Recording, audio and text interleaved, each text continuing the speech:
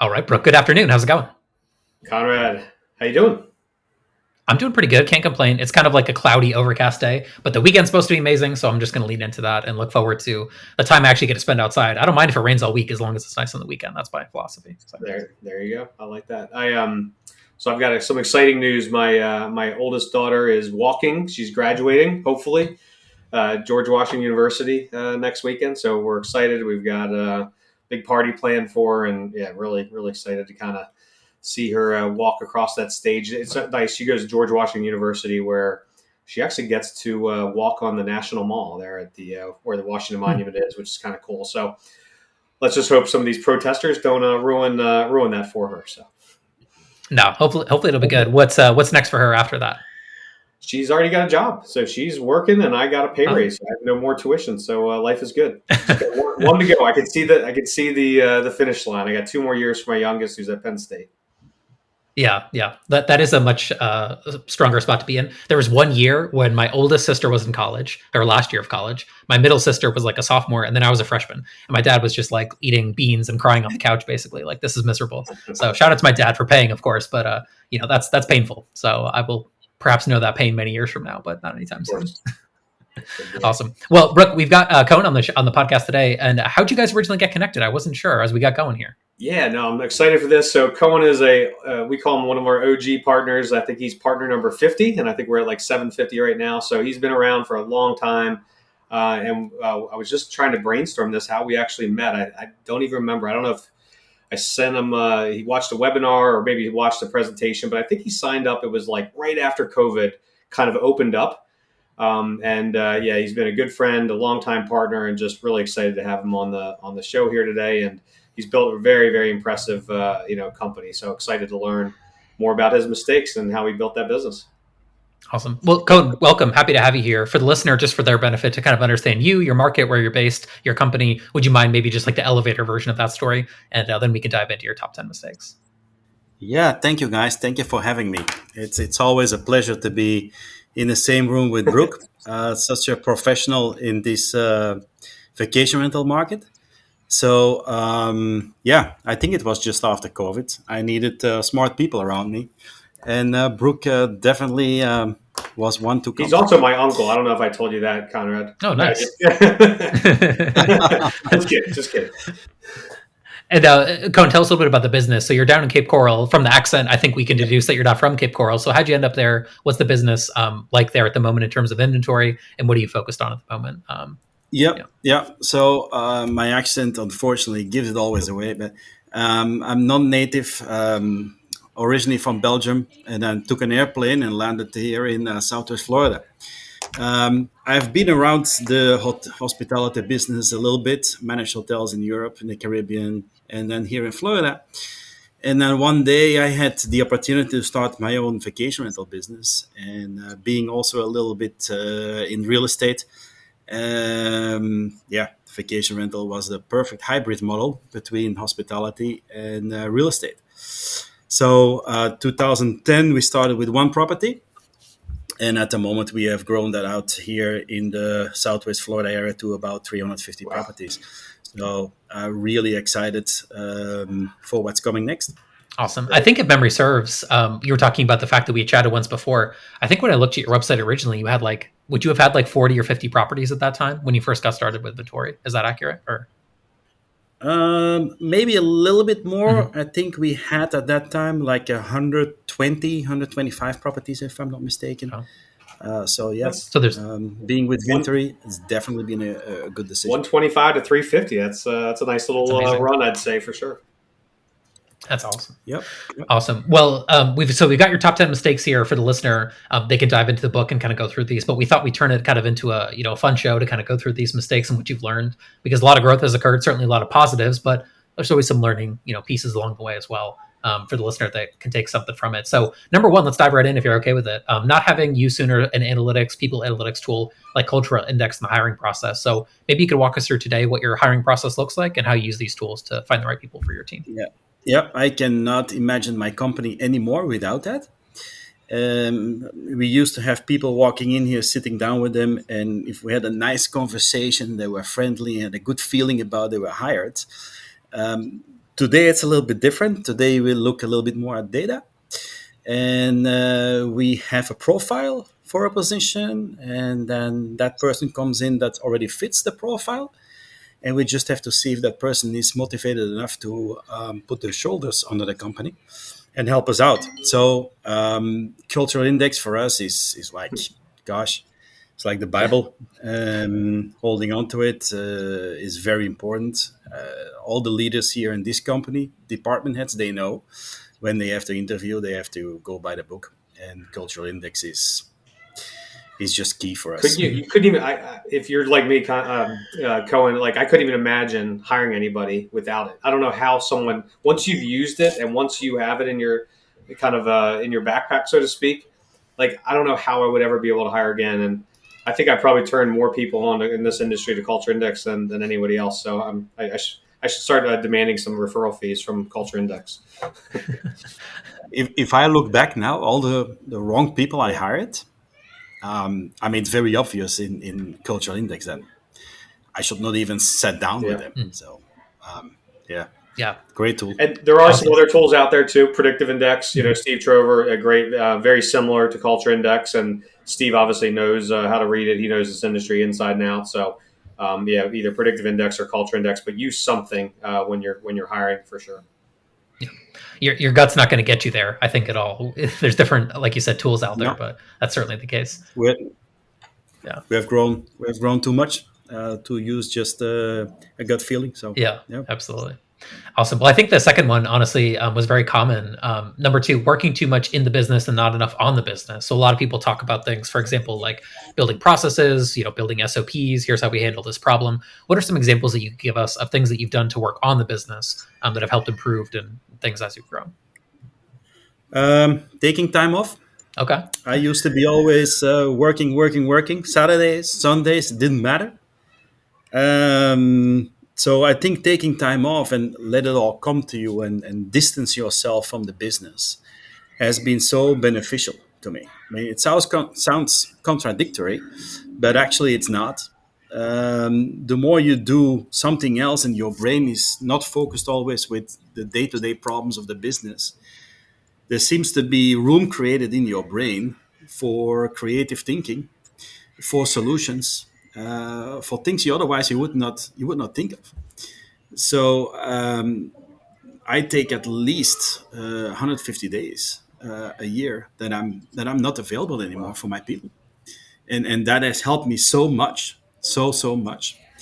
A second tool that we have put into place, kind of at the same time that we used Cultural Index, was the EOS system. Entrepreneurial operations system, and it's again a piece of it's a tool that we cannot imagine our business running without it anymore. It just gives us such a plan for moving forward, what to do, what strategy, and all employees are using that. We will doing the hire, the firing, just by that system. Meetings are completely different than when we had 125 properties. It's all structured. It's much more organized. It has time limits. I mean, you name it. Yeah. That has been, just a fantastic tool for us. Yeah, I mean, you touched on a couple of things. I mean, I could probably talk for hours on this. I mean, the first is just, it is amazing when I walk away from the business, when I take a vacation, or even sometimes like just going out for a walk in the middle of the day, like stepping aside, it's amazing how those creative ideas come, you know what I mean? And you're able to kind of step back. But I also think it forces the team too, when you are able to step away, it forces the team, they've got to solve these problems for themselves. And you talked about, working, on the business, not in the business. I mean, that's a famous quote from, Michael Gerber with the E-Myth book, which I highly recommend. Again, the E-Myth by Michael Gerber, fantastic book for any entrepreneur. But Conrad, I mean, how many times have we heard EOS and Culture Index? You know what I mean? It's like this is like to me like the baseline for any organization in this industry. Yeah. Well, I think it goes to show you too, like you were saying a minute ago, right? Having some kind of system to fall back on, because when you start the business, no one gives you the system. So you either make it up on your own and you probably just don't have time to think of what those good decisions are. I think that's how I think about that extra time myself, is that I can make better decisions if I have more time. And there's people that have the same 24 hours I do and they build much better businesses. And it's not because they're working harder, so to speak, right? It's because they're making better decisions. So that's the way I think Yeah. about it for sure. And a bonus is that my family loves it. So There you cannot go wrong. Exactly. Yeah. If you're unhappy, I think the key is to have right. some sort of framework, and so it doesn't matter if it's EOS or there's a couple other systems out there, but just leverage some kind of framework or business operating system. I think is the key lesson here. Yeah. Even like a 6 out of 10 system that's like properly executed upon is probably going to get you a lot further than like just not having any sort of system and just winging it, which actually brings us nicely in my mind into number 3, which is not having made the time to write up our core processes. So this is something that's in EOS, talking about process and having standard documenting procedures and things like that. But most of it's just passed down by word of mouth, right? You tell one employee and then the other employee tells someone else and things get confused. So how have you changed this? What does your process like system look like today? How is it set up? We have purchased a platform called Trainwell, where we put in all of our processes by video and also the transcript of the video. So that means that a new employee comes in, we just have to show them what's in that system. We don't have to sit down with him and go through a whole talk from this is what you got to do. We just show them a couple of videos and they're good to go. Of course, they go in the field and shadow somebody, but that system of having everything organized in processes and on top visually in a video, I mean, there are not too many companies around here that do the same. So you stand out from the get-go, and it's nice for a new employee to come in that way. See, I love that.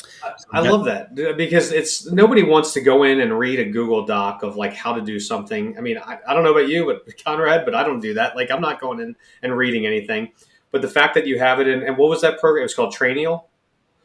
Trainwell. Nice. And, Conrad, we can hopefully put that in the show notes. Yeah, I'll pop a link in the show notes. Yeah, that's a great resource. Can you tell us a little bit more about that, Koen? Affordable platform knows everything about EOS as well, very familiar. You get a trainer, so you get trained directly how to plug everything in that system. There is a Trainable University added to that. So that means if you want to go back and revise something, how do I record a video and then add it to that position or to that process? Very easy. We work with Loom Video. We work with YouTube videos, and can all come together. And for us, it's just perfect. Plus, we can also take things out there and send it to the guest. So if the guest wants to know how a pool heater works and how to turn it on, turn it off, or switch it from pool to spa, they just have to watch a 1-minute video. So it helps a lot. That's great. I feel like a lot of property managers, Koen will have those little like paper binders if there's like some sign somewhere, but what a better experience to get a video. I know Italian from Touch Day has talked about, put it in your guidebook, but you have to host that video somewhere. It has to be, placed somewhere. So I think having some kind of like more modern system, and then if you need to swap out the video because things may change or whatever, you can just put a new one in there. Become more of a fan of Loom. We've used Loom in the past, and I thought, it just records your screen. Like that's not that novel of an idea. But now that they have like the summary feature and they have the sharing feature and there's like reactions on there, we've started to lean more into Loom, and it's definitely a lot more now than just a simple screen recording tool. It has a lot of extra functions that make it a lot more valuable in my mind. So big Loom fan as well recently, for sure. Awesome. Yeah. Well, number 4 then, going a little bit of a different direction, maybe less operations, more kind of into the data side of things. Number 4, not fully understanding the data and not using the data to make the right revenue management decisions. I feel like, Bart, this one didn't come up quite as much talking about revenue management, but what's kind of been your process here learning about how to manage revenue accurately? What have you changed? What do you do today for revenue management? I'm not a data guy. So to look at a couple of statistics is not something that get me really excited. So for me, it was like, can I hire somebody that can help me with pricing and revenue management, and hire me somebody that's a little bit more analytical than me? So for me, hiring and having found somebody through cultural index that can be a revenue manager and change some pricing and look at what the data actually mean, has been instrumental. And again, with EOS there, you have to support the system, and you have to lean on the people around you. So you got to let go. In the beginning, it was very hard for me. Now, a couple of years in it, it's a little bit easier. Now I can let go, but I had to learn how to let go and surround myself with people that are smarter than me in certain things, and just let my ego go. And yeah, find ways, tools in this case, and people that just tell you how the data speak to you. Yeah. So yeah, it's trusting What other kind of people. It's just, what kind of data platforms are you using? Like, are you using Key Data? Are you using just the yeah, revenue management software systems? Like, what do you use? yeah, we have key data, we have beyond pricing, both of them, and of course a revenue manager here in house at the moment, trained by somebody as well of key data. We get monthly calls with them. Beyond pricing, same thing. We get monthly calls. Sometimes I still sit in, sometimes not, but the value of those programs is Yeah. perfect. Yeah, it's easy to twist and tweak a price to set another strategy. Well, I think you touched on It's something there too, though. You got to the point where you trusted that person. You just let go and let them do it, and they probably did a better yeah, job than you, anyways, right? way better, much better. That's something in the beginning that I didn't do. So learning how to let go has been instrumental for Yeah, me. that's how you're able to take 150 days off. Exactly. That's it. Yeah, maybe next year I can do There you 200 go. days. There's that expression like one man's trash is another man's treasure, which there's some truth to that. But I feel that way about Yeah, tasks. Like there's tasks that I hate doing, and I've found people, for example, in my own business, like the accounting, finance side of it. Ugh, it's just the worst for me personally. I don't like doing it. But I found someone who's like, I love that, and I'm like, oh great, because I hate that. So it's like if you don't, if that gets you excited and you like going through the numbers and getting all of our overdue invoices paid, then God bless you. Like you do that, and I'll do this thing, and I'll pay you handsomely for doing that job because I don't like doing it. So I think that goes back to the very first one, right, Koen? The finding the right people from a cultural index perspective, and then they want to do certain things that maybe you don't want to do, which is Hmm. ultimately maybe what you found there with revenue management. Awesome. So let's go to number 5. This one maybe came up a little bit, but I'm curious your perspective on it. So talking about regretting not having joined like a mastermind group sooner. What do you do as far as like a mastermind group today? What's kind of your peer group like, and what do you learn from those meetings and groups? a peers group is usually full of professionals, people that are in the same boat as you. They have had the same problems.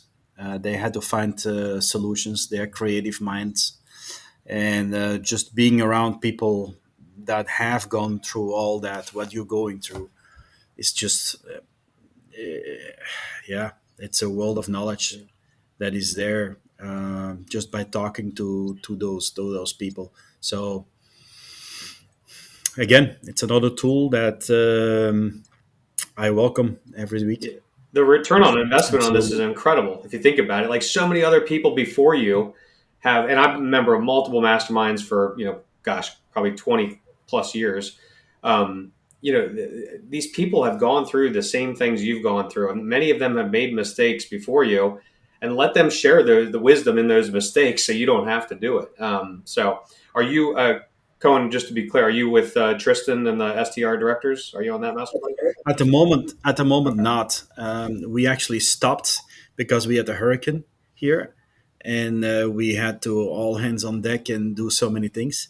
And since then, we are in a BNI group here locally, which is more for referrals, but still a little bit there. But yeah, it's probably about time for us to get back into a similar Yeah. mastermind group with Yeah. with you Yeah, guys. so a little shout out for Tristan Webb, STR Directors. He's got a mastermind in this industry, very inexpensive, and it's your peers, but non-competing markets. Everybody signs an NDA, but it's really nice to have a whole bunch of 6, 7, 8, 10 people that are all owners or GMs or COOs of companies. And again, they've seen what you've seen, or maybe what you haven't seen, and they can help you with that. So, highly recommend joining any kind of mastermind. I'll pop a link to that one too, Brooke, in the show notes next to the Trainio links. People can check that out as well. Great. Awesome. Well, I hate to say number 6, probably one of the most common ones. So you weren't alone in this at all, Koen. But number 6, not being able to fire bad owners. So what do you do today if you got a bad owner? How do you kind of let them go and move on from them? And how has that helped your business actually? Yeah. Um, in the past, we took on every single property, every single owner. Uh, Today, it's a little bit different. We look at the quality of the property, but that comes with an owner. And today, we also look at the quality of the owner. So we're a little bit more picky. We are in that position. We can be a little bit more picky. And if it's a great home, but the owner does not let us do the pricing or wants to do their own check-ins, we just say goodbye. We cannot, just have us held hostage by one owner. So it's just so important for us those owners, because a great house you can have, but if you don't have the right owner, or the owner is not in the right mindset, it's not going to work. And then we are always the one to blame that it doesn't work. So we have to be picky. We have to set standards. We have all our homes now in 4 categories. We did not do that before. So we have the platinum, the gold, the silver, and the bronze. Homeowners know what that means. We certainly here internally live by that. We get a new home in and we categorize it as, is it the bronze, is it the silver? And that comes together with homeowners. Homeowners have to be willing to live with our program, and we explain that upfront very clearly. Were you? I don't know if you were like me in the early days, Cohen, but I would take on those property owners because you have to, right? You know what I mean? You're struggling so much, like you're just trying to like get some revenue, and you would take on a property, a property owner, that you normally wouldn't. How did you make that same mistake that I did too? Yeah, Absolutely, absolutely.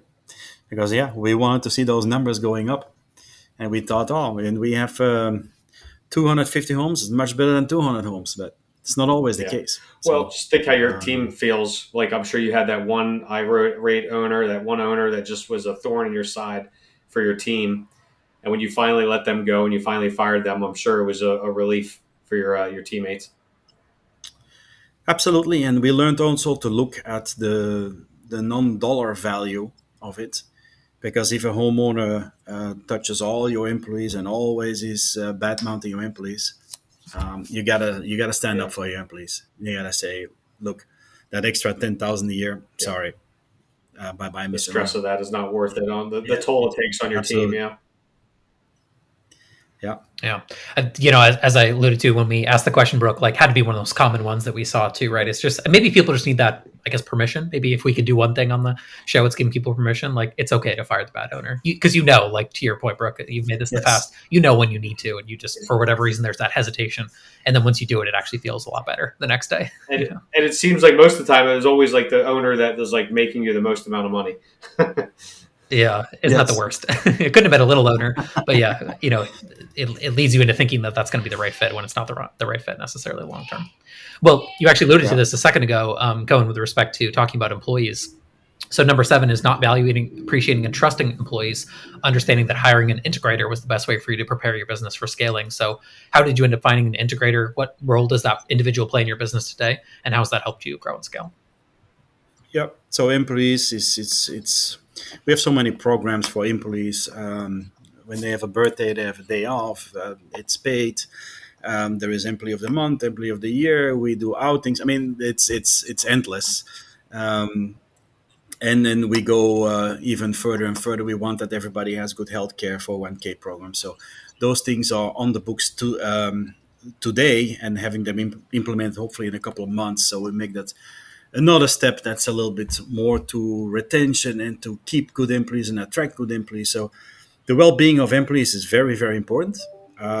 If you connect that with our system EOS, we were there in the beginning, and that's now 2 years ago, 2.5 years ago, that we said, okay, do we hire an implementer, an external person that can help us, or do we do it ourselves? And I'm happy to say that we bit the bullet and paid a little bit more for an external implementer because it's so valuable.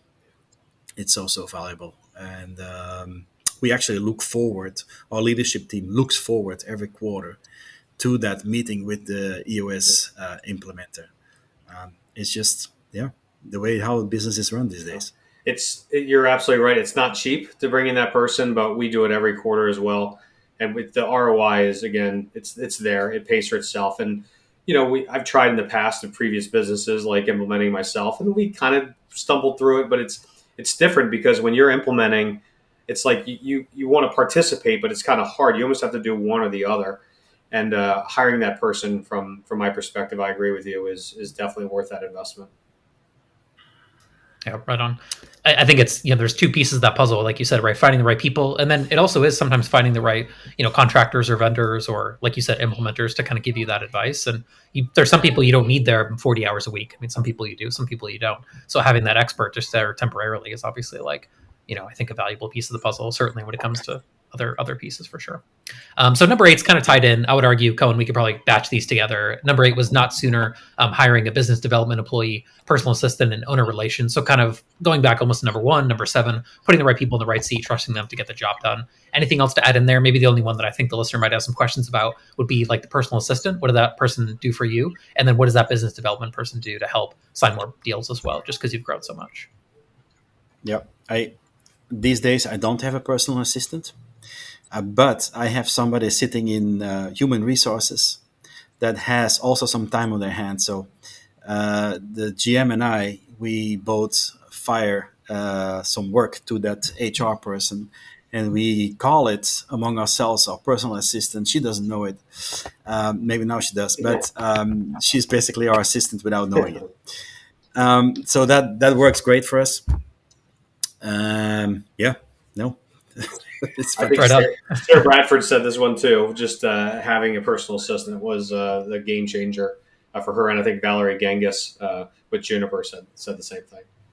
Yep, definitely. Well, awesome. Let's go in a little bit of a different direction, kind of thinking more about process and some of the right pieces to have in place there. So number 9 on your list, Koen, was not understanding the power of clarity and not having simplified complex processes sooner. So we talked earlier about like documentation and then being forced to like write down exactly what the steps are. How do you go to build a process to make it, I guess what I think in my head is like you want to make the process, as simple as you can, but no simpler. So how do you kind of build the right processes so that your team can understand them quickly and take the right direction? When you have 125 properties, it's you and a couple more, and you really don't have to tell your people how to do things.